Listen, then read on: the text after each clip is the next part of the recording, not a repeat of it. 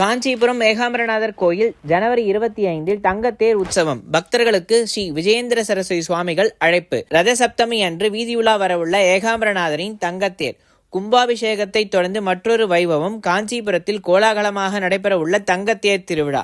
காஞ்சி சங்கர்மடம் சார்பில் வழங்கப்பட்ட தங்கத்தேர் ஜனவரி 25 ஞாயிற்றுக்கிழமை முதல் முறையாக பவனி. காஞ்சிபுரம் ஏகாம்பரநாதர் திருக்கோயிலின் கும்பாபிஷேகம் கடந்த டிசம்பர் மாதம் விமர்சையாக நடைபெற்றது.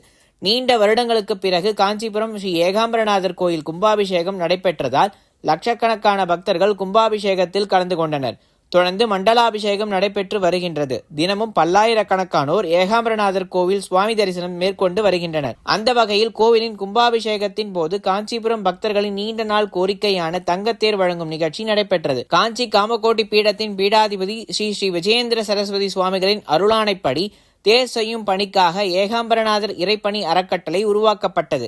ஏகாம்பரநாதர் இறைப்பணி அறக்கட்டளை சார்பில் தங்கத்தேர் தயாரிக்கப்பட்டு கடந்த டிசம்பர் மாதம் வெகு விமர்சையாக வெள்ளோட்ட நிகழ்ச்சி நடைபெற்றது.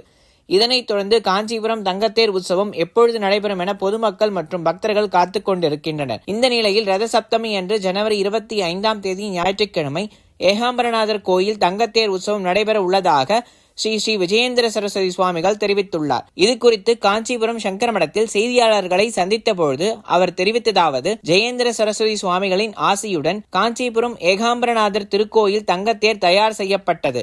தற்பொழுது மிகவும் முக்கியத்துவம் வாய்ந்த நாளாக பார்க்கக்கூடிய ரதசப்தமி அன்று காஞ்சிபுரம் ஸ்ரீ ஏகாம்பரநாதர் கோயில் தங்கத்தேர் உற்சவம் நடைபெறும் என தெரிவித்துள்ளார். ரதசப்தமி அன்று ரத உற்சவம் நடைபெறுவது மிகவும் விமர்சையானது எனவும் தெரிவித்தார். இன்றைய தினத்தில் ஏராளமான பொதுமக்கள், பக்தர்கள் மற்றும் சுற்றுவட்டார கிராமத்தை சேர்ந்தவர்கள் கலந்து கொள்ள வேண்டும் என வேண்டுகோளும் விடுத்தார். ஏகாம்பரநாதருடைய அந்த முதலாக இந்த தங்க ரதத்திலே ராஜவீதிகளிலே காஞ்சிபுரம் காமாட்சி அம்மனுடைய ராஜவீதிகளிலே இந்த உற்சவமானது நல்ல முறையிலே மக்கள், பக்தர்கள் அனைவரும் ஆனந்த பரவசத்துடன் சந்தோஷப்படக்கூடிய விதத்திலே அந்த நிகழ்ச்சியானது ஏற்பாடாகி இருக்கிறது.